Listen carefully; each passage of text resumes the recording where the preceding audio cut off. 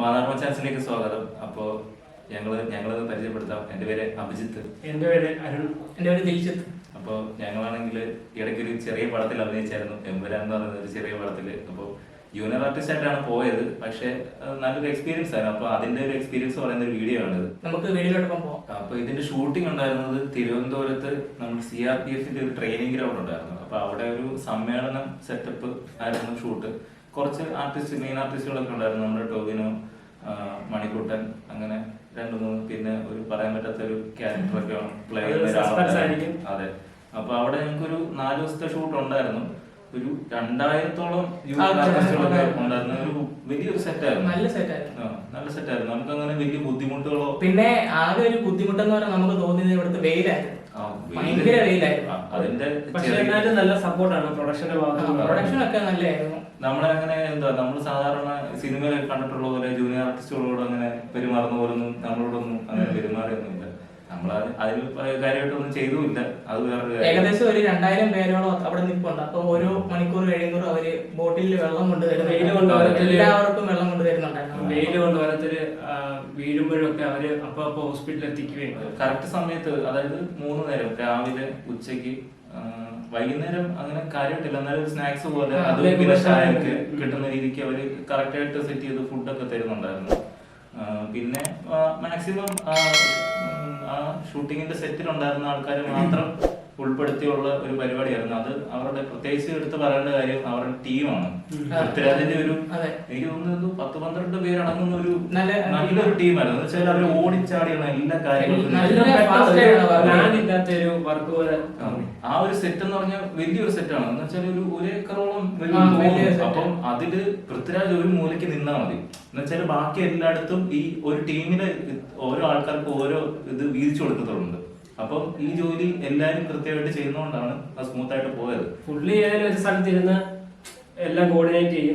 ബാക്കി പുള്ളിയുടെ പണിയും കുറച്ച് പാടുള്ള പരിപാടിയാണ്. പുള്ളി അത്രയും പേരെ മാനേജ് ചെയ്യുന്നത് പുള്ളിക്കാരൻ ഒറ്റയ്ക്കാണ് മാനേജ് ചെയ്യുന്നത്. അതെ, അത് നമ്മളിപ്പോ ഒരു ഷൂട്ടില് അവിടെ റെഡി ആയിട്ട് പോയി നിൽക്കുമ്പോൾ പുള്ളി ഓരോ കാര്യങ്ങൾ, ഇപ്പം അവിടെ നിൽക്കുന്ന ആ ചേച്ചിയുടെ കഴുത്തിൽ ടവൽ കിടപ്പുണ്ട്, അങ്ങനെയൊക്കെ പുള്ളി എടുത്തു പറയും. കൊടയുടെ കാര്യം പറയാം. കൊട പിടിച്ചിരിക്കുന്ന ആ ചേച്ചി ഏതാ, അവര് പറഞ്ഞിട്ടേക്ക് ഒരു 10-2000 പേര് കാണും. 10-2000 പേരിൽ ഇപ്പൊ ഏറ്റവും ലാസ്റ്റ് നിൽക്കുന്ന ആളാണെങ്കിലും അതായിരിക്കും പുള്ളി അത് എടുത്തു പറയും. ചിലപ്പോ ഫ്രെയിമിൽ തന്നെ ഒരു 50 പേര് കാണും. അതിലായിരിക്കും പുള്ളിക്കാരനെ എടുത്തിങ്ങനെ പറയുന്നത്. അതൊക്കെ നമ്മൾ എടുത്ത് പറയേണ്ട കാര്യമാണ്. അതുമല്ല, പുള്ളിക്കാരൻ എങ്ങനെ ഇപ്പൊ ജൂനിയർ ആർട്ടിസ്റ്റ് ആണെങ്കിലും എന്തെങ്കിലും തെറ്റോ എന്തെങ്കിലും ചെയ്യുവാണെങ്കിലും പുള്ളി ഇങ്ങനെ വഴക്കായിട്ടൊന്നും പറയത്തില്ല.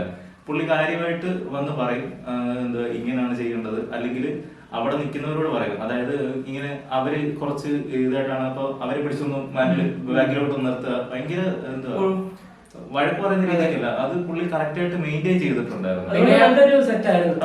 പുള്ളിയുടെ സംസാരമാണെങ്കിലും ഭയങ്കര ക്ലാരിറ്റി ഉള്ള ഒരു സംസാരം. നമുക്ക് കറക്റ്റ് മനസ്സിലാവും പുള്ളി എന്താ ഉദ്ദേശിക്കുന്നതെന്നുള്ളത്. നമുക്ക് മനസ്സിലാവും. അങ്ങനെ പുള്ളി ഓരോ കാര്യങ്ങൾ നമുക്ക് പറഞ്ഞു തരുന്നത് ആ ഒരു രീതിക്കാണ് പറഞ്ഞു തരുന്നത്. ഇത് നമ്മൾ പറഞ്ഞ പോലെ തന്നെ നല്ല 2000 പേരുള്ള ഒരു സെറ്റ് എന്നൊക്കെ പറയുമ്പോൾ നമുക്ക് ആലോചിക്കുന്നതാണ്. ഇപ്പം ഈ വലിയ 1 ഏക്കർ പോലുള്ള സ്ഥലത്ത് ഇത്രയും പേരെ കൊണ്ടുവന്ന് രാവിലെ ഒരു 7 മണി 7:30 ആകുമ്പോൾ ഫസ്റ്റ് ഷൂട്ട് വെക്കും. അന്നേരം തുടങ്ങിയിട്ട് വൈകുന്നേരം ലൈറ്റ് പോകുന്ന ഒരു ഷൂട്ടുണ്ട്. അപ്പോൾ കൃത്യമായിട്ടുള്ള ഇടവേളകളിലാണ് ഇത് ഷൂട്ട് ചെയ്യുന്നത്. എന്താ വെച്ചാല് ഒരു ഒക്ടോബർ ആ ഒരു ഒക്ടോബറിലായിരുന്നു എന്റെ ഷൂട്ട് നടന്നത്. അപ്പം അതെന്ന് പറഞ്ഞാല് വലിയ മഴയൊന്നുമില്ല, പക്ഷെ മൂടിക്കിടക്കുന്ന ഒരു സമയമായിരുന്നു അത്. ആ ഒരു 4-5 ദിവസം. അപ്പൊ കറക്റ്റ് ആയിട്ട് വെട്ടം വന്നാലേ പുള്ളിക്ക് എടുക്കാൻ പറ്റത്തുള്ളൂ. കാരണം കണ്ടിന്യൂറ്റി ആയതുകൊണ്ട് ആദ്യം തൊട്ടേ മൊത്തം വെയിലൊക്കെ പുള്ളിക്കാരനും കറക്റ്റ് വെയിൽ വേണം, പക്ഷെ ഞങ്ങൾക്ക് വെയിൽ വേണ്ടായിരുന്നു. അങ്ങനെയായിരുന്നു. നല്ല വെയിലത്ത് ആൾക്കാരെ നിർത്തുന്നതിനും അതിനൊരു ബുദ്ധിമുട്ടാണ്. അതിന്റെ ഒരു കാര്യം എന്ന് വെച്ചാല് ഒരു 1-1:30 ആകുന്ന ഒരു സമയമൊക്കെ ആയപ്പോഴത്തേക്കും നല്ല ലൈറ്റ് വന്നു. നല്ല ലൈറ്റ് എന്ന് വെച്ചാൽ എടുക്കാൻ പാകത്തിന് ലൈറ്റ് വന്നു. ആ സമയത്താണ് ആദ്യത്തെ ഒരു 2 ദിവസം ഞങ്ങൾക്ക് ഫുഡ് കിട്ടുന്നത്. അപ്പൊ ആ ഒരു സമയം എല്ലാവരും ഫുഡ് കഴിക്കാനായിട്ട് പോവാൻ എന്ന് വെച്ചാൽ എല്ലാവർക്കും ആ ഒരു ടെൻഡൻസി ഉണ്ട്, എല്ലാവരും വിശന്ന് നിൽക്കുകയാണ്. അപ്പോഴും പുള്ളിക്കാരനാണെങ്കിൽ ആ ഒരു ഷോട്ട്, നിങ്ങളൊന്ന് ക്ഷമിക്കണേ, എനിക്ക് ഈ ഒരു ഷോട്ട് കിട്ടണം, അപ്പൊ അതുകൊണ്ടാണ് ഞങ്ങൾ നിർത്തുന്നത്, ഒന്നും തോന്നില്ലെന്നൊക്കെ പുള്ളി പറഞ്ഞു. ഒത്തിരി സമയം ഏകദേശം ഒരു 3-3:30 ഒക്കെ ആയിരുന്നു തോന്നല്ലേ. സമയം വരെ പോയി പുള്ളി അത് എടുത്ത് പുള്ളി ഉദ്ദേശിച്ച പോലെ ആ സാധനം കിട്ടിയതിന് ശേഷമാണ് പുള്ളി ഫുഡ് കഴിച്ചോളാൻ പറഞ്ഞു. എന്നിട്ട് പുള്ളിയാണ് ലാസ്റ്റ് വന്ന് സോറിയും പറഞ്ഞു. സോറി, എനിക്ക് മനസ്സിലാവും നിങ്ങൾ എത്ര നേരം നിർത്തി. പുള്ളി ആ സോറി പറഞ്ഞു. പക്ഷെ എല്ലാവർക്കും ഭയങ്കര ഒരു അത്ഭുതമില്ലേ, നമ്മൾ ഒരിക്കലും വിചാരിച്ചില്ല പുള്ളി അങ്ങനെ ശരിക്കും പുള്ളിക്ക് അങ്ങനെ പറയേണ്ടേയും കാര്യമില്ല. പുള്ളിയുടെ ആ ഒരു മനസ്സിന്റെ ഇതാണ് പുള്ളി അത്രയും പേരോട് പുള്ളി സോറി പറഞ്ഞു. വേറൊരു കാര്യമുണ്ട്, നമ്മള് ബാക്ക്ഗ്രൗണ്ട് ആർട്ടിസ്റ്റുകൾ എന്തുവാ നന്നായിട്ട്, അതായത് പുള്ളിക്കാരൻ പറയും ഇങ്ങനെ മുദ്രാവാക്യം വിളിക്കുന്ന കാര്യം നല്ലപോലെ ചെയ്ത് കഴിഞ്ഞാൽ പുള്ളി പറയും ബാക്ക്ഗ്രൗണ്ട് ആർട്ടിസ്റ്റ് അടിപൊളിയാക്കിയിട്ടുണ്ടെന്ന് എടുത്തു പുള്ളിക്കാരാണ് ഇഷ്ടപ്പെട്ടു കഴിഞ്ഞാൽ പുള്ളി അത് പേരായി നമുക്ക് പറയാൻ പറ്റില്ല, ഇന്ന ആൾ ഈ റോയിൽ കൊള്ളത്തില്ലെങ്കിൽ കഞ്ഞി കുടിച്ചിട്ടാണോ വന്നത്, അവര് കഞ്ഞിയാണ് കൊടുത്തത് എന്നും പുള്ളി പറയും. പിന്നെ എടുത്തു പറയുന്നത് പറഞ്ഞാൽ ടൈമിങ്. പുള്ളിയാണ് ആ ഒരു സെറ്റിൽ അല്ലെങ്കിൽ ആ ഒരു ക്രൂവിനകത്ത് ഫസ്റ്റ് വരുന്ന പൃഥ്വിരാജായിരിക്കും, ഏറ്റവും ലാസ്റ്റ് പോകുന്നതും പൃഥ്വിരാജായിരിക്കും. പഞ്ച്വാലിറ്റി ആണ് പുള്ളിയുടെ മെയിൻ. അതുകൊണ്ട് നല്ലൊരു ക്ലിയർ സെറ്റ് ആയിരുന്നു. പുള്ളി വഴക്ക് പറയുകയാണെങ്കിലും പോലും നമുക്ക് ഹർട്ട് ചെയ്യാത്ത രീതിക്കാണ് പുള്ളി പറയുന്നത്. പുള്ളി ഭയങ്കര സിമ്പിൾ ആയിട്ടുള്ള രീതിക്ക് അത് പറയത്തുള്ളൂ. അല്ലെങ്കിൽ ഇപ്പൊ ചില ഡയറക്ടർമാരൊക്കെ ഉണ്ട് ഓപ്പൺ ആയിട്ട് മൈക്കിൽ കൂടെ ഒക്കെ തെറിയൊക്കെ വിളിച്ച് പറയുന്ന ആൾക്കാരുണ്ട്. അതുപോലൊന്നും അല്ല, ഭയങ്കര മാന്യമായിട്ടുള്ള രീതിക്കത്തെ സംസാരമൊക്കെയാണ് പുള്ളിക്കാരന്റെ. പുള്ളിക്ക് ദേഷ്യം വരുന്നത് നമുക്ക് മുഖം കാണുമ്പോൾ മനസ്സിലാവും. പക്ഷെ പുള്ളി അത് കാണിക്കത്തുമില്ല, അത് പറയത്തുമില്ല. അങ്ങനത്തെ ഒരു ആളാണ്. പിന്നെ ആർട്ടിസ്റ്റുകളുടെ കാര്യം പറയുവാണെങ്കിൽ ടോബിനായിരുന്നു മെയിൻ ആയിട്ട് ആ സീനിൽ ഉണ്ടായിരുന്നത്. അപ്പം പുള്ളിക്കാരനാണെങ്കിൽ അവിടെ ആ സീൻ പുള്ളിയുടെ ആണ്. പുള്ളി ആ ആൾക്കാർക്ക് ഒരു ഇത് എന്താ ഒരു പ്രസംഗം നടത്തുന്ന പോലത്തെ ഒരു സംഭവമാണ്. പക്ഷെ പുള്ളി സംസാരിക്കുന്ന എന്താണെന്നൊന്നും നമുക്കും പേടില്ല. എന്താ വെച്ചാൽ പുള്ളി ആ സ്റ്റേജിൽ നിന്ന് സംസാരിക്കുക, നമ്മൾ അതിന്റെ ഒരു 50 മീറ്റർ 50-100 മീറ്റർ മാറിയാണ്. നമുക്ക് പുള്ളി വായനക്കുന്നത് മാത്രമേ ചെറുതായിട്ടൊരു എന്തൊക്കെയോ ഒരു വോയിസ് ലൈറ്റ് ആയിട്ട് എന്തൊക്കെയോ ചെറിയൊരു സംഭവം കേൾക്കും. പിന്നെ ആ സീനാണെങ്കിൽ അതിന്റെ ഒരു അവസാനത്തോടെ എടുക്കുമ്പോൾ നമുക്ക് ചെറുതായിട്ടൊരു തലയുടെ ഒരു അനക്കമൊക്കെ ഇങ്ങനെ കാണത്തുള്ളൂ അവിടെ നോക്കുമ്പോ. പക്ഷെ നമുക്ക് ഭയങ്കര ഇതായി പോയി പറഞ്ഞാല് വലിയൊരു ഡയലോഗാണ് അത്. പുള്ളി ഒരൊറ്റ ഷോട്ടിൽ അത് ചെയ്തത് പൃഥ്വിരാജും ഭയങ്കരമായിട്ട് അത് എടുത്തു പറയുകയും ചെയ്തായിരുന്നു. കറക്റ്റ് പറയണെന്ന് വെച്ചാല് ആ ഒരു എന്താ ഡയലോഗ് പുള്ളിക്കാരൻ ഒരു പ്രാവശ്യം എന്തോ അത് പുള്ളിക്ക് തെറ്റിയതാണോ എനിക്ക് ഓർമ്മയില്ല. പക്ഷെ ഒറ്റ ഫ്ലോയില് ആ ഷോട്ട് മൊത്തം പുള്ളി പറയുന്നുണ്ടായിരുന്നു. ഒരു മിനിറ്റ് അല്ലെങ്കിൽ 50 സെക്കൻഡ് അടുത്തുണ്ടായിരുന്നു. പിന്നെ ഇതുപോലെ ടോവിനൊക്കെ ഇച്ചിരി കുട്ടിക്കളി കൂടുതലായിരുന്നു ടോവിനൊക്കെ. പുള്ളി ഇടയ്ക്ക് ഇതുപോലെ പുള്ളിയുടെ ആ ഒരു സീനൊക്കെ എടുത്തു കഴിയുമ്പോ പ്ലെയിനൊക്കെ പോകുമ്പോ ഇടയ്ക്ക് പ്ലെയിനൊക്കെ നോക്കി ഫോട്ടോ ഒക്കെ എടുത്ത് സൂം ചെയ്ത് നോക്കും പുള്ളി. അങ്ങനത്തെ ചില ചെറിയ ചെറിയ കാര്യങ്ങളൊക്കെ ഉണ്ട്. ഭയങ്കര പിന്നെ ടോവിനാണെങ്കിൽ ചുമ്മാ ആ ഒരു സെറ്റിൽ കൂടെ ഒക്കെ നടക്കുവാണെങ്കിലും ഈ ഡയലോഗ് കാണാപ്പാടം അത് കറക്റ്റ് അറിയാനുള്ള കാരണം എന്താ വെച്ചാൽ ഞങ്ങളൊന്ന് ഫോട്ടോ എടുക്കാനായിട്ട് പുള്ളിയുടെ അടുത്തോട്ട് പോയായിരുന്നു, പുള്ളിയുടെ ക്യാരവന്റെ അടുത്ത്. അപ്പൊ പുള്ളി എന്താ ഷോട്ട് കഴിഞ്ഞിട്ട് പെട്ടെന്ന് ക്യാരവനിലോട്ട് പോകണം, കഴിക്കാൻ പോകുന്ന സമയമാണ്. അപ്പൊ പുള്ളി ഇങ്ങനെ പൊക്കോണ്ടിരുന്നപ്പോ ഞങ്ങളിങ്ങനെ ഫ്രണ്ട് ഒരു ഫോട്ടോ. അന്നേരം പുള്ളിക്കാരാണെങ്കിൽ ആ ഡയലോഗ് നോക്കിയിട്ട് അതിൽ തന്നെ നോക്കിക്കൊണ്ടിങ്ങനെ അത് തന്നെ പറഞ്ഞുകൊണ്ടിങ്ങനെ പൊക്കോണ്ടിരിക്കുകയായിരുന്നു. അപ്പൊ അതുകൊണ്ട് ഞങ്ങൾക്ക് ഇങ്ങനെ ശല്യം ചെയ്യാനായിട്ട് തോന്നിയില്ല. ഞങ്ങൾക്ക് ചോദിച്ചതും ചോദിക്കണ്ടായിരുന്നു തോന്നിപ്പോയാ. കാരണം അത്രയും പുള്ളി വൈകാട്ട് ചെയ്ത് അടുത്ത സീനിന് വേണ്ടി പ്രിപ്പയർ ചെയ്യുമ്പോ ഞങ്ങൾ ശല്യപ്പെടുത്ത പോലെ ഫീൽ ചെയ്തു. ഞങ്ങൾ പിന്നെ അങ്ങോട്ട് ചോദിക്കാനൊന്നും പോയില്ല. പിന്നുള്ള ആന്റണി ചേട്ടൻ അതൊരു ഭയങ്കര സത്യം ഇത്രയും നല്ലൊരു ഫ്രണ്ട്ലി ആയിട്ടുള്ള മനുഷ്യന് നല്ല മനുഷ്യനാണ്. ഞങ്ങളിപ്പോ പറഞ്ഞിട്ടോ ഇവരോടടുത്ത് ഫോട്ടോ എടുക്കാൻ പോയി നടന്നില്ല, മറ്റ് ചിലരോടൊക്കെ. ഒന്നാമത്തെ കാര്യം അവര് ആ ഒരു കോസ്റ്റ്യൂമിലായോണ്ട് ഫോട്ടോ ഒന്നും, പിന്നെ ആ സെറ്റിലും ഫോണൊന്നും അല്ല. കോസ്റ്റ്യൂമിലല്ലാത്തവരുടെ അടുത്ത് നമ്മള് ചെറുതായിരുന്നു. അവര് നമ്മളെ കണ്ടപ്പോ ഏരിയ ഇങ്ങനെ നോക്കി ആളുടെ പേരൊന്നും പറയുന്നില്ല. അപ്പൊ അങ്ങനെ ഇരിക്കുമ്പോഴാണ് ഞങ്ങള് ഷൂട്ട് ഉച്ചക്ക് കഴിക്കുന്ന സമയമായപ്പോഴത്തേക്കിനും ആന്റണിപ്പെരുമാൾ ക്യാരവനൊക്കെ സെറ്റ് ചെയ്തിരിക്കുന്ന ഗ്രൗണ്ടിന്റെ സൈഡിൽ തന്നെയാണ് കിട്ടുന്നത്. അപ്പം അവിടെ ഈ ക്യാരവന്റെ അപ്പുറത്തെ അവിടെയാണ് കസാര ഇട്ടിരിക്കുന്നത്. അപ്പം പുള്ളി ഏതോ ഫ്രണ്ടാണെന്ന് അറിയത്തില്ല, ആരുടെ കൂടെ സംസാരിച്ചുകൊണ്ടിരിക്കുകയായിരുന്നു. അപ്പം അതിന്റെ ഫ്രണ്ടിൽ ഒരു ബൗൺസർ ഉണ്ട്. അപ്പൊ ഞങ്ങൾ ഇങ്ങനെ നടന്ന് കേട്ടുന്നുണ്ടപ്പോ ബൗൺസർ പുള്ളിക്കാരൻ ചോദിച്ചു എന്താ ഫോട്ടോ എടുക്കാനെന്ന് പറഞ്ഞപ്പോ പുള്ളിക്കാരൻ ഇങ്ങനെ മാറിക്കോളാൻ പറഞ്ഞു. അപ്പൊ ഞങ്ങൾ ഇങ്ങനെ ചോദിക്കുന്നത് പുള്ളിക്കാരൻ പെരുമാറുണ്ട്. പുള്ളി ചോദിച്ച് എന്താ മോനെ ഫോട്ടോ എടുക്കാൻ കിട്ടിയ സന്തോഷമായിരുന്നു. ഫോട്ടോ ഒക്കെ എടുത്ത് നാളെ രാവിലെ മോഹൻലാലിനോട് സംസാരിക്കുന്ന ഒരു ഫീലാണ് നമുക്ക് സംസാരിക്കാൻ കിട്ടുന്നത്. ആ സംസാരം ഇല്ല. ഫോട്ടോ എടുത്തു കഴിഞ്ഞിട്ട് പുള്ളി പറഞ്ഞു നാളെ രാവിലെ 7 മണിയാകുമ്പോഴേ വരണം, നാളെ ഒരു സ്പെഷ്യൽ ഒരു ഷൂട്ടൊക്കെ ഉള്ള, അപ്പൊ എല്ലാരും കാണണം. നമ്മളെ അറിയത്തോലും ഇല്ല. അതെ, എന്നാലും പുള്ളി അത്രയും ഒരു ഫ്രണ്ട്ലി ആയിട്ടാണ് നമ്മളെ ഹാൻഡിൽ ചെയ്തത്. നല്ല മനുഷ്യരോട് സംസാരിക്കാൻ നമുക്ക് മനസ്സിലാവും.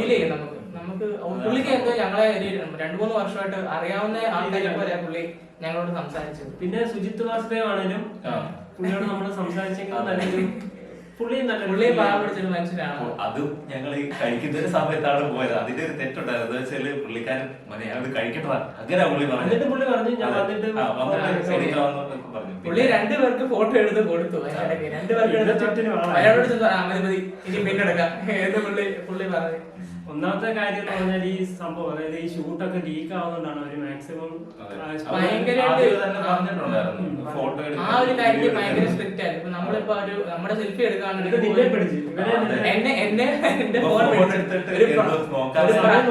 ഒരു പ്രായമുള്ള ഒരു ആളായിരുന്നു എന്നെ പിടിച്ചത്.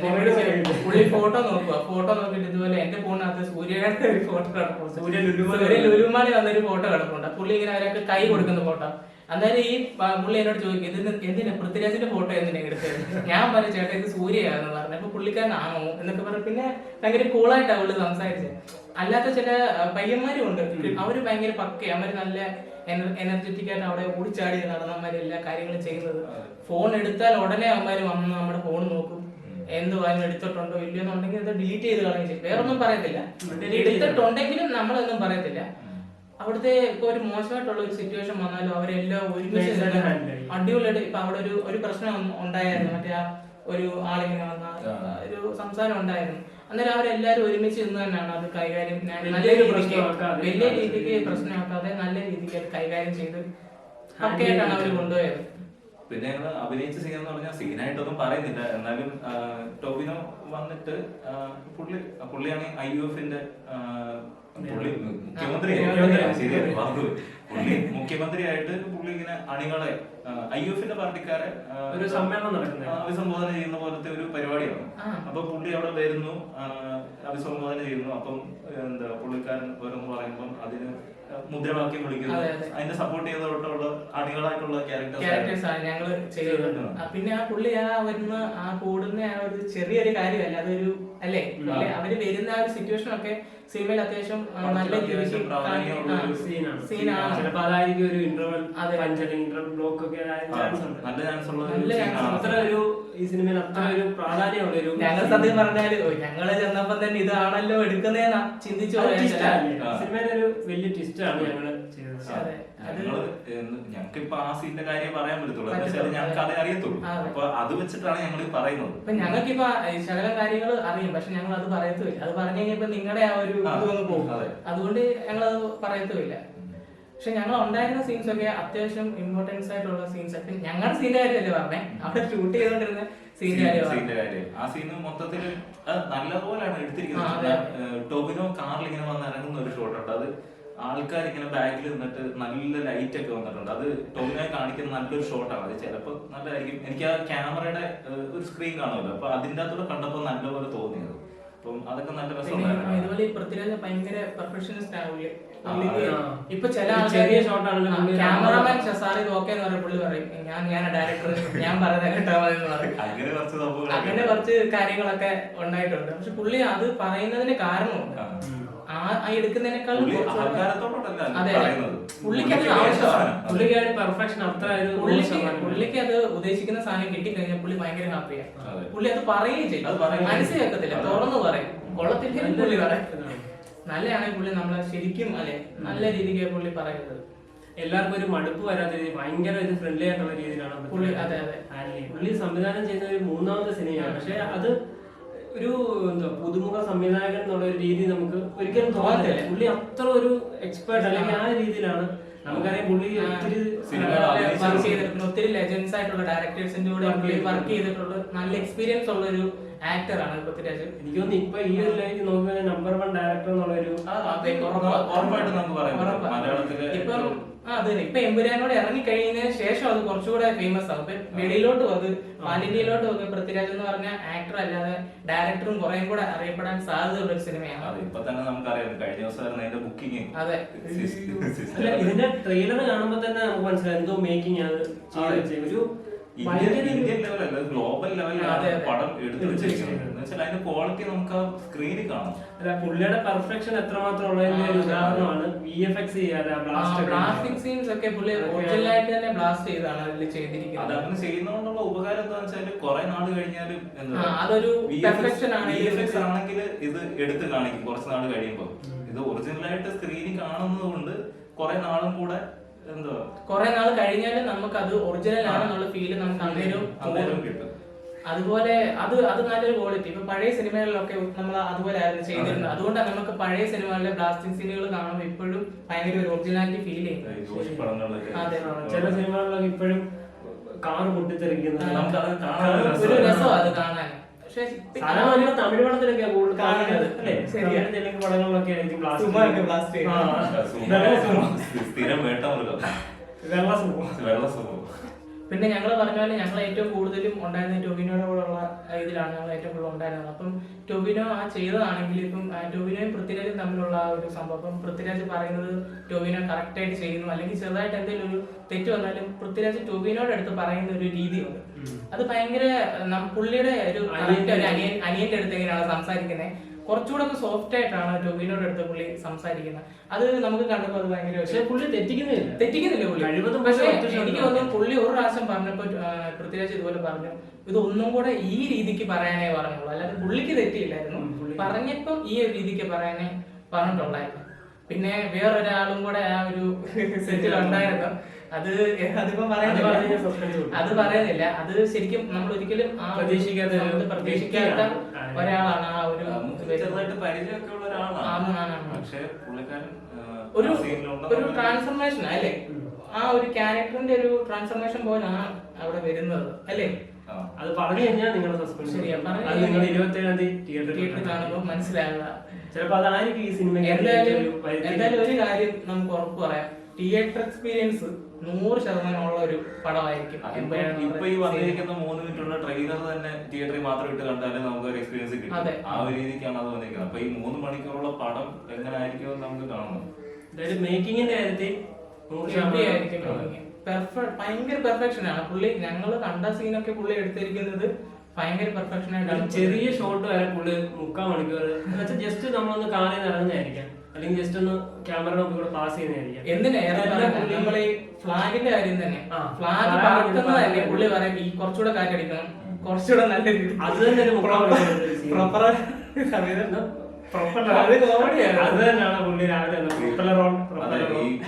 നമ്മള് അണികളുടെ ഈ പരിപാടി എന്നൊക്കെ പറയുമ്പോ നിറച്ച് കൊടികളാണ്. അപ്പൊ ഈ കൊടികൾ പറക്കുന്ന ഷോട്ട് കാണും. അതായത് ഒരു 4-5 പ്രൊപ്പലേഴ്സ് ഇങ്ങനെ വെച്ചിട്ടുണ്ടായിരിക്കും. അപ്പം ഇതെല്ലാം നിരയായിട്ട് നിൽക്കുന്ന കൊടികളെല്ലാം ഇങ്ങനെ പറക്കണം. ഒരു ഓപ്പൺ സ്പേസിൽ നിൽക്കുന്ന രീതിക്ക് സെറ്റ് ചെയ്ത് ഒരു ഒഴുകി നടക്കുന്ന രീതിക്കാണ് പുള്ളിക്ക് വേണ്ടത്. ഒരു ഷോട്ടിൽ പ്രൊപ്പലർ പ്രോപ്പറായിട്ട് വർക്ക് ചെയ്ത്, അതുകൊണ്ട് പ്രൊപ്പലർ യൂസ് ചെയ്യുന്ന ആൾക്കാർക്ക് നല്ല നിറയിട്ടുണ്ട്. പക്ഷെ അവരെ ഒന്നും പറയാൻ പറ്റത്തില്ല, അതിനത്രയും പവറേ ഉള്ളൂ. അതല്ലെങ്കിൽ അത്രയും അടുത്ത് കൊണ്ടുവച്ചാല് അത് ഫ്രെയിം കിട്ടും. അവരെ പറഞ്ഞെങ്കിലും അത് അതിനേക്കാളും മാറ്റമായിട്ട് വഴക്ക് പറയാൻ പറ്റത്തില്ല. പക്ഷെ പുള്ളി നല്ലതായിട്ട് റേസ് ചെയ്ത് അവരെ എന്തിനാ നമുക്ക് പറഞ്ഞു കിട്ടേക്കാം. അവന്മാരല്ല കഞ്ഞി പിടിച്ചിട്ടാണ് വന്നത് എന്നൊക്കെ പറഞ്ഞ് പ്രൊപ്പല്ലർ ചേട്ടന്മാര് നാളെ തൊട്ട് വരണ്ട് കേട്ടോ, അങ്ങനത്തെയുള്ള രീതിക്കൊക്കെയാണ് സംസാരിക്കാൻ. പിന്നെ ഇതുപോലെ പുള്ളി ഇടയ്ക്ക് ഇതുപോലെ ഒരു സീൻ എടുത്തപ്പം ശരിയായില്ല, ഇങ്ങനല്ല പൊടി പിടിക്കേണ്ടെന്ന് പറഞ്ഞ് കാണിച്ചു തരാൻ പുള്ളി നടന്നൊരു വരവ്. എന്നിട്ട് സീനിനകത്ത് ഇപ്പൊ നമ്മളെല്ലാം ജൂനിയർ ആർട്ടിസ്റ്റ് നിൽക്കുന്നു. അപ്പൊ ഇതിനകത്ത് മെയിൻ ക്യാരക്ടർ നടന്നു വരുമ്പോ ക്യാമറ ഇങ്ങനെ പാസ് ആകുമ്പോൾ ഒരു കൊടിയുടെ പാസ് ആകും. ശരിക്കും പറഞ്ഞാൽ പൃഥ്വിരാജാണ് പിടിച്ചേക്കുന്നത്. കാരണം ഏകദേശം ഒരു 2 മണിക്കൂറിനടുത്തായിരുന്നു ആ ഒരു ജസ്റ്റ് ഷൂട്ട്. ആ ഒരു കൊടി ഇങ്ങനെ ക്യാമറ മാറി പുള്ളി അത് പറഞ്ഞു പറഞ്ഞ ലാസ്റ്റ് പുള്ളി പറഞ്ഞു ഞാൻ വന്ന് പിടിക്കണം. പക്ഷെ അപ്പൊ പുള്ളി ആദ്യം പുള്ളി ഒന്നും ഇങ്ങനെ ചോദിച്ചു, ഇനിയിപ്പൊ ഞാൻ വന്ന് പിടിക്കണോന്ന് ചോദിച്ചിട്ടാണ് പുള്ളി പിടിച്ചത്. അത് പിടിച്ചപ്പോഴേക്കും സെറ്റായി, ഒറ്റ ഷോട്ടിൽ അത് ഓക്കെ ആയി. പുള്ളി ആ വന്ന വരെ കണ്ടപ്പോ ഞാൻ വിചാരിച്ചു പുള്ളി വരുമ്പോൾ നമ്മള് കറക്റ്റ് ഒരു സിനിമയ്ക്കകത്ത് പുള്ളി വരുന്നത് ഭയങ്കര സ്വാഗതം. പുള്ളി വരുന്നൊരു വരവുണ്ട്, നല്ല രസം അത് കാണാൻ. എന്നിട്ട് ഇതിന്റെ വിറ്റെന്ന് പറഞ്ഞാൽ പുള്ളിക്ക് കുട പിടിച്ചു കൊടുക്കുന്നവരുണ്ട്. ഇവനിപ്പോ പുള്ളി ഷൂട്ട് ചെയ്തോണ്ടിരിക്കുക. അപ്പൊ ഇവൻ പുറകെ നിന്ന് കുട പിടിക്കുന്നുണ്ട് തൊട്ട് പുറകെ പ്രൊപ്പല്ലർ നിൽക്കുക. അതിന്റെ ലാസ്റ്റ് പുള്ളി ഇവനെ മാറി നിൽക്കണം. കഷ്ടം, അവനെ എല്ലാരും അളിഞ്ഞു പോയി. കഷ്ടം. പക്ഷെ പൃഥ്വിരാജ് അങ്ങനെ പറഞ്ഞാൽ വേറൊരു കാര്യമുണ്ട്, ഒരു മണിക്കൂർ അല്ലെങ്കിൽ 2 മണിക്കൂർ അടുത്ത് ആ ഒരു ഷോട്ട് പുള്ളി അത്ര ഒരു സ്ട്രെയിൻ എടുത്ത് തീർച്ചയായിട്ടും വലിയ സീൻസ് ഒക്കെ എടുക്കുന്നതിന്റെ ഇടയ്ക്കാണ് ഈ ഒരു ചെറിയ സാധനം എടുക്കുക. അപ്പൊ ഇതിന് മാത്രം ഇത്ര സമയം എടുക്കുമ്പോൾ പുള്ളിക്ക് പുള്ളിയുടെ ഒരു മാനസിക അത് നമുക്ക് പറയാൻ. പിന്നെ പുള്ളിയുടെ ഡീറ്റെയിലിന്റെ ഒരു കാര്യം പറയാനുണ്ട്. ഇത് കറക്റ്റ് ആയിട്ട് പറഞ്ഞത് ഒരു ആക്ടർ പുള്ളി വണ്ടിയിൽ ഇങ്ങനെ ഇറങ്ങുകയാണ്. അപ്പൊ വണ്ടിയിൽ നിന്ന് ഇറങ്ങുമ്പോൾ പുള്ളിയുടെ സോക്സിന്റെ കളർ കാണാൻ പറ്റും. അപ്പോ ആ ഷൂസുമായിട്ട് ആ സോക്സിന് മാച്ച് ഇല്ല. അപ്പൊ പുള്ളി ദൂരെ ഇരുന്ന് ഫ്രെയിമിൽ നോക്കിയിട്ട് സോക്സ് എന്ന് വെച്ചാല് നമുക്ക് മനസ്സിലാവും. നമ്മളാണെങ്കിൽ ഒരു പാന്റ് ഇട്ടിട്ട് ആ സോക്സ് നമുക്ക് എത്ര കാണാൻ പറ്റുമെന്ന് നമ്മൾ ആലോചിക്കും. ആ ഒരു ഇത് കണ്ടിട്ട് ഇത് ഏത് സോക്സ് ആണ് ഇട്ട് കൊടുത്തിരിക്കുന്നത്, നിങ്ങൾ പോയി മാറ്റിയിട്ടുണ്ടോ? എന്നിട്ട് ഇത് കഴിഞ്ഞിട്ട് എന്താ സെറ്റിലുള്ള ബോയ്സ് ഇവര് പോയിട്ട് വേറെ സോക്സ് എടുത്തോണ്ട് വന്നിട്ട് ഇത് ഏത് സോക്സ് ആണ് ഈ ഇട്ടിരിക്കുന്നത്, ഇതും എടുത്ത് മാറ്റണം. എന്നിട്ട് ആ ഷോട്ടിൽ നിന്ന ഏതോ വേറൊരുത്തന്റെ സോക്സ് മേടിച്ച് ഇട്ട് ആ ഷോട്ടിൽ ഇട്ടത് അങ്ങനത്തെ സോക്സ് ആണ്. ആ ഷോട്ടിലോ അഭിനയിക്കാനോ സെറ്റിലോ നിന്നോ വേറെ ആരുടെയോ സോക്സ് മേടിച്ചിട്ടാണ്. അങ്ങനെ പുള്ളി ഓരോ ഷോട്ടും ശരിക്കും ആലോചിക്കും. നമ്മളിപ്പോ ഒരു കാറിൽ നിന്ന് ഇറങ്ങുമ്പോ നമുക്ക് കറക്റ്റ് അറിയാൻ പറ്റും. കുറച്ച് ഇറക്കമുള്ള പാന്റ് ആണെങ്കിലും ഒന്ന് പൊങ്ങും, കാല് നമ്മളിങ്ങനെ വെക്കുമ്പോൾ അങ്ങനെ പൊങ്ങിയപ്പോഴാണ് പുള്ളി തൊട്ടടുത്തിരുന്നൊന്നും അല്ല ഈ കാണുന്നത്. പുള്ളി അത് കണ്ടെന്ന് പറഞ്ഞു കഴിഞ്ഞാൽ ഭയങ്കര സംഭവം. അത് നോട്ടീസ് ചെയ്ത് പറയാന്ന് പറഞ്ഞു കഴിഞ്ഞാൽ ഒന്ന് ആലോചിച്ച് വെക്കണം. പുള്ളിയൊക്കെ എന്തോ ഇതായിട്ട് ആ ഒരു സിനിമയില് ഇത് എന്റെ സിനിമ ഞങ്ങള് സെറ്റിലോട്ട് ചെല്ലുന്നത് എത്ര 9 മണിക്ക് സ്റ്റാർട്ട് ചെയ്തു ഷൂട്ട്. അന്ന് കുറച്ച് നേരത്തെ ബാക്കിയുള്ളവരെല്ലാം സ്റ്റാർട്ട് ആയി. 8:30 ഞങ്ങള് വന്നപ്പോ 9:30 ഞങ്ങള് രണ്ടുപേരും, ഇവരാദ്യം പോയി, വേറെ കുറച്ച് ടീംസ് ഉണ്ടായിരുന്നു. അപ്പൊ അബീതൻ അവരോടെ പോയി. ഞങ്ങള് രണ്ടുപേരും കുറച്ച് ലേറ്റ്. ഞങ്ങള് 3 പേര് വേറെ കാറിലാണ് ചെന്നത്. ചെന്ന സമയത്ത് ക്യാമറ ഓൺ ആയിരുന്നു. ആ സമയം ബാക്കിയുള്ള സെറ്റിലുള്ളവർ പറഞ്ഞു അങ്ങോട്ട് പാസ് ചെയ്തോളാം. അപ്പൊ ആദ്യം ഞാൻ പാസ് ചെയ്തു. അപ്പൊ ക്യാമറ ഓൺ ആണ്, പുള്ളി കണ്ടോണ്ടിരിക്കാൻ. രണ്ടാമത് ഇവ ഫോണിലൊക്കെ കുത്തിക്കൊണ്ട് ക്യാമറയുടെ ഫ്രണ്ടിൽ കൂടെ പോയി. അപ്പൊ ലാൽ ഏതാണോ ഇവരൊക്കെ എടുത്ത് മാറ്റാ അങ്ങനെ പറഞ്ഞപ്പോഴത്തേക്കും ഞങ്ങൾ അവിടെ നോടി. മൈക്കി പിടിച്ചു പറഞ്ഞു അത് കഴിഞ്ഞിട്ട് പുള്ളി പിന്നെ രണ്ടാമതെല്ലാം കഴിഞ്ഞ് ആക്ഷൻ പറഞ്ഞു കഴിഞ്ഞപ്പോഴത്തേക്ക് ഞങ്ങളെ കൂടുതൽ ചെയ്യേണ്ടത് പുള്ളി നൈസായിട്ട് ഇങ്ങനെ നടന്നായിരുന്നു. പിടിച്ചു മാറ്റണേ വിലയൊക്കെ. പിന്നെ പുള്ളി ആ ഒരു മൂടങ്ങ് പോയി. പിന്നെ മൊത്തം അങ്ങനെ കുറച്ച് കോമഡി ആയിട്ടുള്ള സംഭവങ്ങൾ ഉണ്ടായിരുന്നു. ഇതുപോലെ പുള്ളി പക്ഷെ അത് എല്ലാം പറയുകയും ചെയ്യും. അതാ നമ്മൾ പറഞ്ഞ ചെറിയൊരു കാര്യമാണെങ്കിലും ഭയങ്കര കോമഡി ആയിട്ടായിരിക്കും. അതെ അതെ. ചില സമയത്ത് പുള്ളി തമാശക്ക് പറയും, ചില സമയത്ത് പുള്ളി ചില ആന്റിമാരൊക്കെ തലത്തോ കൊടയൊക്കെ മടക്കി. ചില അമ്മച്ചമാരൊക്കെ ഇരിക്കാൻ നേരമാണ് കൊട പിടിച്ചോണ്ടേ ഇരിക്കുന്നത്, വെയിൽ കൊള്ളാൻ ഇരിക്കാൻ വയ്യാനായിട്ട്. അപ്പൊ ആ ഫ്രെയിമിൽ കാണുമ്പോ ഒരു ബുദ്ധിമുട്ടുണ്ട്. അതുകൊണ്ട് പുള്ളിക്കാരൻ 2-3 പ്രാവശ്യം പറയും ഇങ്ങനെ കൊടയൊന്നും പിടിക്കരുത്. ഷോട്ട് തുടങ്ങുമ്പോ പറയും അന്നേരം കൊടയും കയ്യിലിരിക്കുന്ന മാറ്റണമെന്ന്. പക്ഷെ ഇവരൊക്കെ അതൊന്നും ശ്രദ്ധിക്കാതെ MLA ഗസ്റ്റ് ആയിട്ട് വിളിച്ച കണക്കിനാണ് അവിടെ അമ്മച്ചിമാര്. സത്യം പറഞ്ഞാൽ പുള്ളിയെ നമ്മളൊന്ന് ശരിക്കും പുള്ളിയുടെ സ്ഥാനത്ത് നിന്ന് ആലോചിക്കുമ്പോ ഇത്രയും വലിയ സിനിമ, ഇത്ര ഒരു 2000 ക്രൂ മെമ്പേഴ്സ് അല്ലെങ്കിൽ ഇത്ര ആർട്ടിസ്റ്റുകൾ നിൽക്കുമ്പോ അത്രയും പേര് നല്ലാണ്ട് ചെയ്ത് 2 പേര് വൃത്തിയായിട്ട് ചെയ്യുമ്പോ അതിന്റെ ഒരു ഇത് വരും. പുള്ളിയെ സമ്മതിക്കണം അത്ര ഇത് മെയിൻറ്റെയിൻ സിനിമ ചെയ്ത്. അത് ഇതുപോലത്തെ സീൻ പല പല സ്ഥലങ്ങളിൽ വെച്ച് ഷൂട്ട് ചെയ്തപ്പോ പുള്ളിയുടെ ആ ഒരു കഷ്ടപ്പാട് എത്രമാത്രമാണ് നമുക്ക് ഈ ഒരു അതെന്തായാലും ആ സിനിമയെ അറിയാൻ പറ്റും. പിന്നെ അതല്ല പുള്ളി ഇതുപോലെ എടുക്കുമ്പോഴാണെങ്കിലും നമ്മൾ ഇടയ്ക്ക് വന്ന് ഇപ്പൊ ഒരാൾ ഒരു ഓവറായിട്ടുള്ള എക്സ്പ്രഷൻ ഇടുവാണെങ്കിൽ എടുത്തു പറയും മോനെ അത്രയും വേണ്ട. കാരണം ഇത് പറഞ്ഞപ്പോ എന്റെ ബാക്ക് ചെയ്യുന്ന ഒരാള് ഇതുപോലെ ഒരു റിയാക്ഷൻ കൊടുക്കണമായിരുന്നു. അപ്പൊ ഒരു റിയാക്ഷൻ കൊടുത്തപ്പോഴും പുള്ളി കൊടുത്ത് ഭയങ്കര ഓവറായിട്ട് ഇവിടെ ഫ്രണ്ടിൽ നിന്ന് ഞാൻ കണ്ടില്ല. അത് അത്രയും ദൂരത്ത് ഇരുന്ന പുള്ളിക്കാരൻ അത് കണ്ടു പറഞ്ഞു മോനെ അത്രയും വേണ്ട. പിന്നെ അത് കഴിഞ്ഞപ്പം അത് ശരിയായി വന്നപ്പോഴത്തേക്കിനും എന്റെ തോളില് കൈ വെച്ചുകൊണ്ട് പുള്ളിക്കാരനാണെങ്കിൽ അത് ഭയങ്കര എക്സ്പ്രഷൻ ഇട്ടു. അന്നേരം മൈക്കിൽ കൂടെ വിളിച്ചു പറഞ്ഞു മോനെ തോള് കൈയിട്ടേക്കുന്ന ആള് തോളിന്ന് കൈ ഇങ്ങനെ എടുത്തേക്കെന്ന് പറഞ്ഞു. അങ്ങനെ ലാസ്റ്റ് പുള്ളി കൈയിട്ട് ബാക്കിലോട്ട് പോയി. ഇത്ര 2 പ്രാവശ്യം ഒരുമിച്ച് അളിഞ്ഞു പുള്ളി. അപ്പൊ അത്രയും പെർഫെക്ഷൻ ആയിട്ടാണ് പുള്ളി ഓരോ കാര്യങ്ങളും കൈകാര്യം ചെയ്യുന്നത്. പിന്നെ പൃഥ്വിരാജ് ഇലുമിനാറ്റി ആണോ എന്ന് എനിക്ക് കറക്റ്റ് ഡൗട്ട് ഉണ്ട്. എന്താ വെച്ചാല് 5 ദിവസമായിരുന്നു ഷൂട്ട്. 4ാമത്തെ ദിവസം കഴിഞ്ഞപ്പോഴത്തേക്കും പടത്തിന്റെ ഷൂട്ട് കഴിഞ്ഞു. 5ാമത്തെ ദിവസം വേണ്ട. 4ാമത്തെ ദിവസത്തെ ഷൂട്ട് കഴിഞ്ഞപ്പോ മഴക്കോള് വന്നു. വന്നിട്ട് അത്രയും ദിവസം പെയ്യാത്ത മഴ അന്ന് പെയ്തു. ലാസ്റ്റ് ഷൂട്ടിന്റെ 4:30 കഴിഞ്ഞപ്പോഴത്തേക്കിനും ഷൂട്ട് കഴിഞ്ഞു. പാക്കപ്പ് വിളിച്ചു, എല്ലാരും പോയി. ഞങ്ങൾ കഴിക്കുന്ന സ്ഥലത്ത് ആ സ്റ്റോള് പോലെ ഇട്ടിട്ടുണ്ട്. എല്ലാരും അതിനകത്തോട്ട് കയറി. മഴക്കോള് വന്നപ്പോഴേ നല്ല മഴ വെച്ചാൽ അത് ഭയങ്കര സംഭവമായിരുന്നു. കാരണം അത് എടുത്തോണ്ടിരിക്കുന്ന സമയത്ത് എങ്ങനെയാണെങ്കിൽ ആ ഒരു സാധനത്തിന് വേണ്ടി മാത്രം അടുത്തൊരു ദിവസം എന്നിട്ട് അവര് എടുക്കേണ്ടി വന്നേ. എന്നിട്ട് അവര് ടൊവിനോടെ സീൻ ലൈറ്റ് ഒക്കെ വെച്ചിട്ട് ശരി അഡ്ജസ്റ്റ് ചെയ്ത് അവരെടുത്തത്. ടൊവിനോടെ സ്റ്റേജിലുള്ള ഷോട്ടൊക്കെ അത് എന്തൊരു സംഭവമല്ലേ. ഞങ്ങൾ പെട്ടെന്ന് ആലോചിച്ച് ചെയ്തത് ഇങ്ങനെ പെട്ടെന്ന് ഇത്ര നേരം പുള്ളിയായിരിക്കും ചില നമ്മൾ കണ്ടിട്ടുണ്ട് ബാക്കിയുള്ള മെമ്പേഴ്സ് എല്ലാരും ആയിരിക്കും ലാസ്റ്റ് പോകുന്നത്. പക്ഷെ പുള്ളിയാണ് ആ സെറ്റ് ചെയ്യുന്ന ഏറ്റവും ലാസ്റ്റ്. കാരണം ഞങ്ങള് ഏകദേശം 7 മണിക്ക് വെളിയിറങ്ങി നിന്നിട്ട് 9 മണി അടുത്ത് ഞങ്ങൾക്ക് വണ്ടി ഞങ്ങളുടെ കാറ് മഴയായിരുന്നു. ഞങ്ങള് കാറ് കയറി ഇരുന്നപ്പോഴാണ് അല്ലെ ഏകദേശം നമ്മൾ അവിടുന്ന് ഏകദേശം അവസാനം പോയത്. ഞങ്ങളാ പോയത്. അപ്പൊ ഞങ്ങളുടെ കാറിന്റെ ഒരു ഇത് കാരണമാണ് ഞങ്ങൾ അങ്ങനെ പോയത്. പിന്നെ മഴയുടെ ബുദ്ധിമുട്ടും ഞങ്ങൾ പെട്രോൾ ഇല്ലാതെ അത് മേടിക്കാൻ പോയി. അത് മേടിക്കാൻ പോയിട്ട്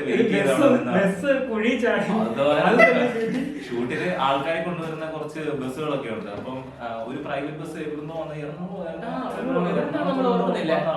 അപ്പൊ ചേട്ടാ ഒന്ന് ഹെൽപ്പ് ചെയ്യൂ, അവിടെ ഒരു ബസ് എന്താ ഒന്ന് തള്ളാൻ സഹായിക്കാമെന്ന് പറഞ്ഞു. ഞങ്ങൾ അവിടെ ചെന്നപ്പോ ഈ എന്താ റോഡിന് അടുത്ത് കോൺക്രീറ്റ് ചെയ്തിട്ടുണ്ട്. അപ്പൊ അതിന്റെ ഇപ്പുറത്തായിട്ട് അപ്പൊ ഡ്രൈവറിന്റെ കിളിയായിട്ടുള്ള ആള് വണ്ടി എടുത്താണ്. പുള്ളിക്ക് വണ്ടി എടുക്കാൻ അറിയത്തില്ല. ശരിക്കും ആള് ഡ്രൈവർ അല്ല, ശരിക്കും അത് ഓണറാണ്. ആ ബസിന്റെ ഓണർ ആള്. ഓണറിനെ ലാസ്റ്റ് വിളിച്ചതാ. ആ പുള്ളി ഞങ്ങളോട് പറഞ്ഞെന്ന് വെച്ചാൽ പുള്ളി തെറി വിളിച്ചാ പറഞ്ഞു. പുള്ളിയുടെ ഫ്രണ്ടാണ് അത്. അതുകൊണ്ട് അത്ര ഇതായിട്ട് പറഞ്ഞു. പുള്ളി പറഞ്ഞു ഞാൻ ഇവരോട് പറഞ്ഞ ആ ഒരു നമ്മുടെ തിരുവനന്തപുരം ഭാഷയല്ല പുള്ളി സംസാരിച്ചു. അത് രസമായിരുന്നു കേട്ടെ. ഞാൻ ബാക്കിയെല്ലാം മ്യൂട്ടാ. ഞാൻ ഇവരോട് പറഞ്ഞ ബസ് എടുത്തിട്ട് പോകണ്ട, ഞാൻ വന്നിട്ട് എടുത്തോളാന്ന് പറഞ്ഞതാ എന്ന് പറഞ്ഞിട്ട് ഞങ്ങളോട് ഇങ്ങനെ ആ മഴയത്ത് ആലോചിക്കണം. ഇത്രയുള്ള ഞങ്ങള് മാത്രം ഒരു 4-5 പേര് നിന്ന് തെള്ളിക്കൊണ്ടിരിക്കും. പക്ഷേ കുറച്ച് പേരുടെ 2-3 പേരുടെ കുറച്ച് പേരുണ്ടായിരുന്നെങ്കിൽ നമുക്ക് എന്തെങ്കിലും ചെയ്യാൻ പറ്റുമായിരുന്നു. പക്ഷെ ഈ മഴയത്ത് ഞങ്ങൾ മാത്രം ചെയ്തിട്ട് എന്തോ ചെയ്യാനായിരുന്നു. ആ സമയത്തായിരുന്നു പുള്ളി പാസ് ചെയ്തത്. ആ സമയത്താണ് പുള്ളി പാസ് ചെയ്തത്. അതിനുശേഷം 9 മണി കഴിഞ്ഞു. അതെ, 9 കഴിഞ്ഞു. അത് പുള്ളി പിന്നെ പോയായിരുന്നു. ട്രെയിൻ വിളിക്കാനൊക്കെ പോയി ഇടയ്ക്ക്. സെറ്റിലെ പുള്ളി ട്രെയിൻ കാണുമെന്ന് വിചാരിച്ച് ചോദിക്കാനൊക്കെ പറഞ്ഞ അങ്ങോട്ട് പോയി. എന്നിട്ട് അത് നടന്നില്ല. പിന്നെ ആ സമയമൊക്കെ ആയപ്പോഴത്തേക്കും ഞങ്ങളുടെ വണ്ടി വന്നു. പിന്നെ ഞങ്ങൾ അവിടെ നിന്ന് പോകുന്നു. അതൊക്കെയായിരുന്നു അവിടെ നടന്ന സംഭവം. ഞങ്ങൾ അവിടെ ഉള്ള ദിവസം എല്ലാം നല്ല ഓർമ്മകളുള്ള ദിവസങ്ങളായിരുന്നു അവിടെ ഉള്ളത്. പിന്നെ ആകെപ്പാട് ഞങ്ങൾക്ക് ഒരു ബുദ്ധിമുട്ടെന്ന് തോന്നിയത് ഈ ഒരു വെയിലിന്റെ ആ ഒരു കാര്യങ്ങൾ. ഇപ്പൊ എനിക്ക് എന്റെ കാര്യം പറയാൻ തന്നെ എനിക്ക് ഇപ്പോഴും അതിന്റെ കുറച്ച് ബുദ്ധിമുട്ടുകളൊക്കെ ഉണ്ട്. അതെ, ഞങ്ങൾ അതുപോലെ തോന്നത്തില്ലായിരുന്നു. ഞാൻ സമയത്തൊക്കെ ഒരു വീഡിയോ ഒക്കെ എടുത്തിട്ടുണ്ടായിരുന്നു. വേറെ ഒരു കോലമാണ് നമ്മുടെ കറക്റ്റ് ശ്രീനിവാസിന്റെ മോഹൻലാൽ വെള്ള ഡ്രസ്സും വെള്ള മുണ്ടും ഞങ്ങളെ കോസ്റ്റ്യൂം. അത് മാത്രം നടന്നു വന്നവരായിരുന്നു ഞങ്ങളെ കണ്ടിരിക്കുന്നത്. അവിടുത്തെ വെയില് നമുക്ക് എല്ലാവരും അറിയാവുന്നതാണ്. പിന്നെ നമുക്കൊരു സന്തോഷം എന്ന് പറഞ്ഞാൽ ഇത്രയും വലിയൊരു സിനിമ അതിനകത്തൊരു ചെറിയൊരു ഇതാണേലും ഞങ്ങളിപ്പോഴും പറയുന്നത് ഞങ്ങൾ ഇതിനകത്ത് കാണണമെന്നേ ഇല്ല.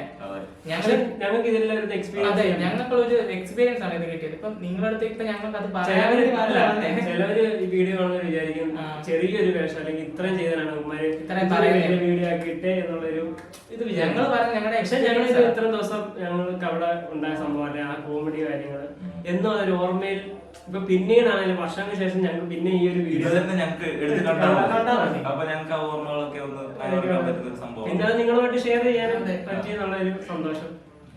നല്ല എക്സ്പീരിയൻസ് ആയിരുന്നു. നല്ലൊരു എക്സ്പീരിയൻസ് ആയിരുന്നു അല്ലെ. ഷൂട്ടിങ്ങും കാര്യങ്ങളും ഒക്കെ എല്ലാം ഒന്ന് കാണാനും അല്ലെ എങ്ങനെയാണ് എടുക്കുന്നതെന്നൊക്കെ ഒന്ന് അറിയാനും ഒക്കെ പറ്റും. അത് ഞങ്ങളെ ഷോർട്ട് ഫിലിം എടുക്കുവാണെങ്കിൽ ഞങ്ങൾക്ക് അത് കുറച്ചുകൂടെ ഒരു എക്സ്പീരിയൻസ് ആണ്. ഞങ്ങളിപ്പോ അങ്ങനെ എടുക്കുന്ന ആൾക്കാരും കൂടെ. അപ്പൊ ഞങ്ങൾക്ക് അത് കാണുമ്പോൾ ഞങ്ങൾ ശരിക്കും ഷൂട്ടിങ്ങിനും വീഡിയോയും പൃഥ്വിരാജിനെയും ഒക്കെ കാണാൻ വേണ്ടി മാത്രമല്ല ഞങ്ങൾ പോയത്.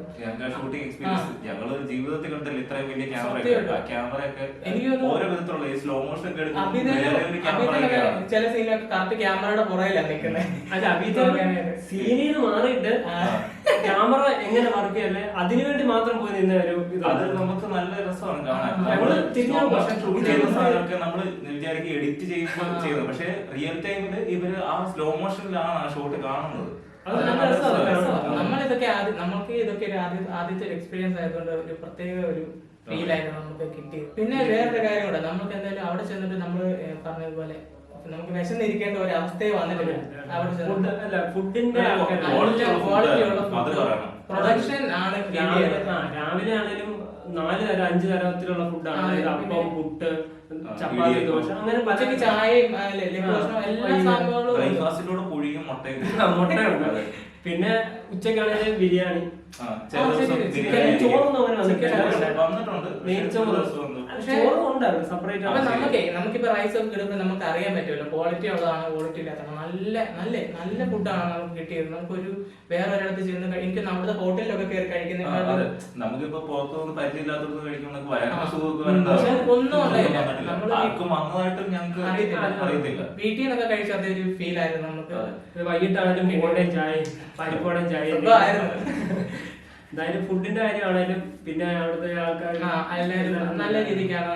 ഒരു നല്ല ഒരു അന്തരീക്ഷവും കാര്യങ്ങളും എല്ലാം ആയിരുന്നു. നമ്മൾ പറഞ്ഞ പോലെ തന്നെ എല്ലാം നല്ല രീതിക്ക് തന്നെ അവസാനം കഴിഞ്ഞു. ഇപ്പൊ അന്നത്തെ ഇത് കഴിഞ്ഞപ്പോ തൊട്ട് ഞങ്ങള് പടം കാണാൻ വെയിറ്റ് ചെയ്തിരിക്കുകയാണ്. എപ്പോഴാണ് റിലീസ് അല്ലെങ്കിൽ എപ്പോഴാണ് ഷൂട്ട് കഴിയുന്നത് എന്നൊക്കെ. പിന്നെ ഇപ്പൊ അവസാനമായിട്ട് 27-ാം തീയതി പടം വരും. 3 ദിവസത്തോടെ ഉള്ളൂ ഞങ്ങൾ ഈ വീഡിയോ എടുക്കുന്ന സമയത്ത്. ഞങ്ങള് പിന്നെ ടിക്കറ്റ് ബുക്ക് ചെയ്തൊക്കെ ഞങ്ങൾ ഒരു വീഡിയോക്കകത്ത് വേറൊരു വീഡിയോക്കകത്ത് ഞങ്ങള് ഡീറ്റെയിൽ ആയിട്ട് പറഞ്ഞിട്ടുണ്ട്. നിങ്ങൾ അതൊന്ന് പോയി നോക്കുക. അപ്പൊ നിങ്ങൾക്ക് മനസ്സിലാവും ഞങ്ങള് ടിക്കറ്റ് എടുത്തത്. പിന്നെ ഇതിന്റെ റിയാക്ഷൻ നമ്മൾ ചെയ്തിട്ടുണ്ട് ട്രെയിലറിന്റെ. അതും നിങ്ങളൊന്ന് പോയി കാണുക. അതും ഭയങ്കര കോമഡിയാണ്. നമ്മള് രാവിലെ വരുമെന്ന് വിചാരിച്ചിരുന്നിട്ട് ട്രെയിലർ പ്ലാൻ ചെയ്തുകൊണ്ടിരിക്കുന്ന സമയത്താണ് ട്രെയിലർ വരുന്നത്. ഇവരെല്ലാം ഇതുപോലെ ഞങ്ങൾ രണ്ടുപേരോടാണെങ്കിൽ ഇങ്ങനെ സംസാരിച്ചോണ്ടിരിക്കടാ ഇതുപോലെ ട്രെയിലർ ലീക്കായി രാവിലെ വരാൻ ചാൻസ് ഉണ്ട്. ഞാനിപ്പം പറഞ്ഞു ഞാൻ ഈ സമയത്ത് എഴുന്നേക്കാൻ വഴിയില്ല, 9 മണിക്കൊക്കെ വരുവാണ്, നീ അങ്ങ് എടുത്തോളാം പറഞ്ഞപ്പം നോട്ടിഫിക്കേഷൻ ശാസ്ത്രബാദ് സിനിമാസ് എമ്പുരാൻ ട്രെയിലർ എന്ന് പറഞ്ഞു. ഞാൻ പറഞ്ഞു ലീക്ക് ആയ സാധനം വീട്ടിൽ ലീക്ക് ആയെന്ന്. എന്നിട്ട് നമ്മളത് നോക്കിയപ്പോഴത്തേക്കും സാധനം വന്നു. അന്നേരം തന്നെ വെട്ടമില്ല, എല്ലാം ഇരുട്ട. അച്ഛനും അമ്മ എല്ലാം കിടന്നുറങ്ങും. ഓടി അടുക്കളയിൽ ചെന്നിട്ട് അത് റിയാക്ഷൻ ചെയ്തു. നമ്മൾ ആ സത്യം പറഞ്ഞ എമ്പുരാന്റെ ട്രെയിലർ ആദ്യം റിയാക്ഷൻ ചെയ്തത് നമ്മളാണ് ചെയ്തത്. അപ്പൊ നമ്മള് വീഡിയോ നമ്മുടെ ചാനലിൽ കിടപ്പുണ്ട്, നിങ്ങൾ നോക്കിയാൽ മതി. ഞങ്ങള് ചാനൽ തുടങ്ങിയിട്ട് ഒരാഴ്ച പോലും ആയിട്ടില്ല. അപ്പൊ ഞങ്ങളാണെങ്കിൽ ഞങ്ങളുടെ ആ ഒരു ടൈം പീരീഡ് വെച്ചിട്ട് നല്ല വ്യൂസ് അതിന് അന്നേരം കയറുന്നുണ്ടായിരുന്നു. ഇത് 2K കഴിഞ്ഞു അതിന്റെ വ്യൂസ്. ഞങ്ങൾക്ക് ഇത്രയും സബ്സ്ക്രൈബേഴ്സ് ഇല്ലാത്തതുകൊണ്ടാണ് അത്രയായത്. നല്ല വ്യൂസ് കിട്ടിയത്. ഇതിന് മുമ്പ് ഒരു ചാനൽ ഉണ്ടായിരുന്നു. അപ്പൊ ഞങ്ങൾ അതിന് നല്ല രീതിക്ക് വീഡിയോസ് ഒക്കെ ചെയ്തുകൊണ്ട് ഇരിക്കുവായിരുന്നു. അപ്പൊ ചില സാങ്കേതിക ബുദ്ധിമുട്ടുകൾ കാരണം ഞങ്ങൾ പിന്നെ ആ ചാനൽ വിട്ടതാണ്. അതിനുശേഷം പിന്നെ പുതിയതായിട്ട് തുടങ്ങിയ ചാനലാണ്. ഈ ചാനൽ ഏറ്റവും കൂടുതൽ വ്യൂസ് കയറിയതും എമ്പുരാന്റെ ട്രെയിലർ റിയാക്ഷൻ നമുക്കറിയാം. നമ്മൾ നല്ല സമയത്താണ് ചാനൽ തുടങ്ങിയത്. അത് ചുരുക്കി പറഞ്ഞ അങ്ങനെയാണ്. അപ്പം ഞങ്ങളുടെ എക്സ്പീരിയൻസ് ഇത്രയൊക്കെയാണ്. അപ്പം നിങ്ങൾ ആരെങ്കിലും ഇതുപോലെ ഞങ്ങളെ പോലെ ഷൂട്ടിനൊക്കെ പോയിട്ടുണ്ടെങ്കിൽ നിങ്ങൾ കമന്റ് ചെയ്യാം. ഞങ്ങൾ പോയ സ്ഥലത്ത് അതായത് ഈ ട്രെയിനിങ് ഗ്രൗണ്ടിൽ ഷൂട്ടിനുണ്ടായിരുന്നെങ്കിൽ നിങ്ങൾ പ്രത്യേകം പറയണം. ഞങ്ങൾ അവിടെ ഉണ്ടായിരുന്നു. ഞങ്ങളെ ആരെങ്കിലും കണ്ടിട്ടുള്ളത് കൊണ്ട് ചെറുതായിട്ട് ഓർമ്മയുണ്ട്, അതും കമന്റ് ചെയ്യാം. വഴിയില്ല അങ്ങനെ ഇതുപോലെ അല്ലായിരുന്നു. വേറൊരു ലുക്കായിരുന്നു. ഇപ്പൊ എനിക്ക് തോന്നുന്നു സിനിമയെ കാണുമ്പോൾ നമ്മളെ മനസ്സിലായി ഉണ്ടോ പറ്റില്ല, ഉണ്ടെങ്കിൽ നമ്മളെ മനസ്സിലാവും. അത് ശരിയാണ്. പടത്തിൽ കാണുമ്പോൾ ഞങ്ങൾ അന്നത്തെ ലുക്കിലായിരിക്കും.